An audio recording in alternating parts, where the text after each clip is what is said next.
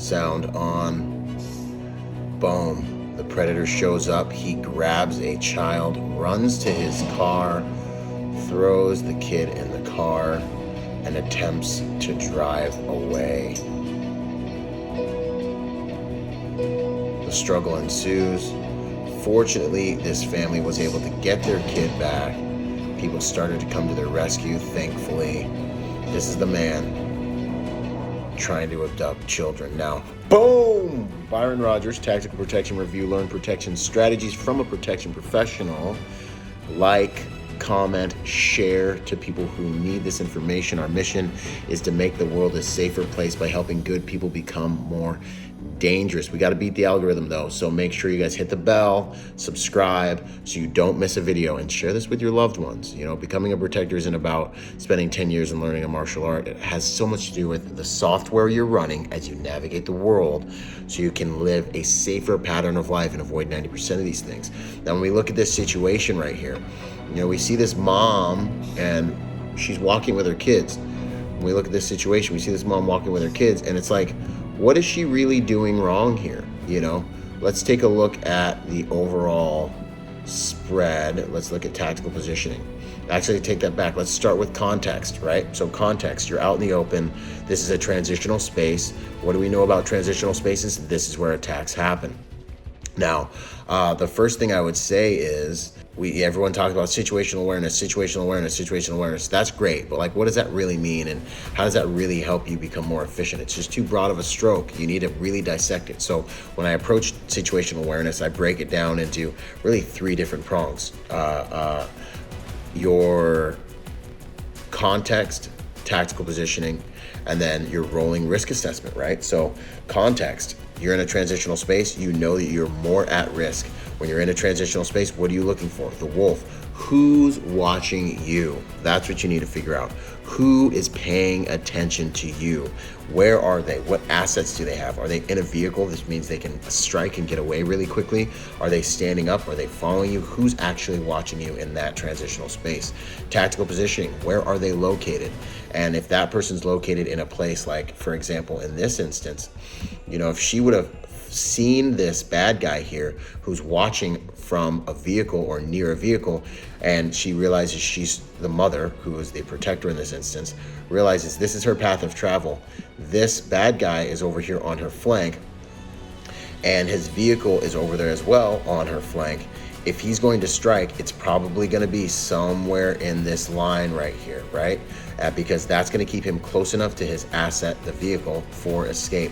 So there's a probability that you're walking towards a situation that might be getting ready to unfold. So when you see this person that's watching you that fits something like a military age male, or someone who's stronger than you, someone who actually can victimize you, these are the people that you want to pay attention to, and why they're doing what they're doing, all those different things. And then now the risk increases as you get closer to this individual. So your senses are increasing. You're coming up with a plan. You're starting to think about what you should do.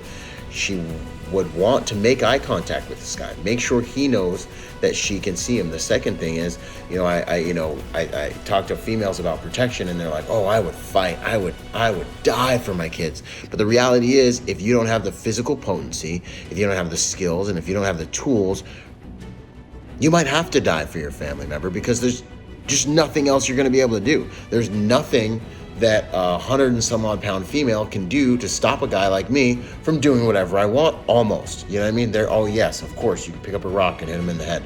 You can do, like, you know what I mean? But I don't care how much Wonder Woman or like the female action movies you watch. The reality is, you need skills and you need tools to be able to even the battlefield out. You can see our bad guy here. He is a physically capable, military-aged male. He's going to be able to very easily victimize 90% of females out there. No matter what you believe, it's not about what you believe, it's about reality. So how do you realistically keep yourself safe? These soft skills I'm teaching you about understanding context and understanding about transitional spaces and what environment you're going into, and then being at a higher threat level interpsychically as you go into those environments is huge, because it'll help you avoid 90% of everything, right? Understanding tactical positioning. Why is this guy over here in my quarter panel? Why is this guy assessing me from the side? And starting to pay attention to who is in the position they're in. Why is this guy standing between me and the exit right now? These different things like this, they are cheat codes for survival and protection, right? And then the rolling risk assessment. Risk is increasing right now based on where I am, what I'm doing relative to what my enemy is doing at this exact same time. These things are extremely important, right? And then being able to interrupt the enemy during their hostile planning cycle. This wolf, this bad guy, had to do what we call, as professional protectors, a hostile planning cycle. He had to choose his target, assess his target, and then he had to decide when and how to strike that would give him the highest tactical advantage. As this young man approached, or a little human approached his attack point, boom, he jumped into action, and he began his attack. Now we get back to the reality that he is more physically potent than she is. That's just the reality of the situation. So what could she do? What tools does she have? How could she really defend? He's bigger, faster, and stronger. He picks up her child easily and runs to the car faster than she can really even run or do anything. Right now, she's having to process a lot of information very quickly. I think this attack is really scary, because what was she even really doing wrong? I mean, her kid was right in front of her. 1, 2, 3, 4 steps to get to the kid. How often are your kids this far away from you, right? So if she did have a tool like a gun or even a knife, when she saw him coming in, she could have drawn it, and she could have said, stop or I will kill you.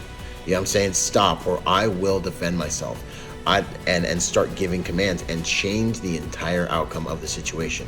Taking a shot while some guy has your kid, obviously a very risky thing to do. You need a very, very risky thing to do. I'm not going to tell you to do that. But having a gun and presenting that weapon can change the dynamic and the outcome. And now he's getting into the car and he's throwing this kid in the car. I think what's really important about this is how close this family came to losing a family member, and what do? Do you train jumping in and out of car door windows? No, you don't. But what you do is you learn the soft skills necessary to help you stay ahead of ahead of the attack. And then when you see the attack coming, if she had already been staring at him and assessing him and already started getting her hands on her tool and getting ready to do something with that, she could have been more proactive in doing something that would have stopped this attack. Fortunately for this family member, they were able to get the kid away from the guy. She could have, and they didn't lose a family member. If she was more proactive in the attack, and this isn't a diss on her. Much respect to her. We're armchair quarterbacking, I know that. But this is something that I want to put out there so people can start to learn different alternatives and options. You don't have a gun. You see some guy watching you. You see some guy paying attention to you. What do? Turn around. Go into a Starbucks or into a business location, sit there for a while, call another male in your family, call the police and say, hey, I think some guy is planning to do something horrible to me and my family. I feel really unsafe. Can someone come down here and check this out? Make the story sound worse than it needs to sound to get them to come out and check it out. Find some guy on the side of the road who can come out and maybe walk you to your bus stop or where you're going. Because as you see here, people saw this and people reacted to this and people came and were trying to help her, or just screaming, help, help, help. I think something's about to happen.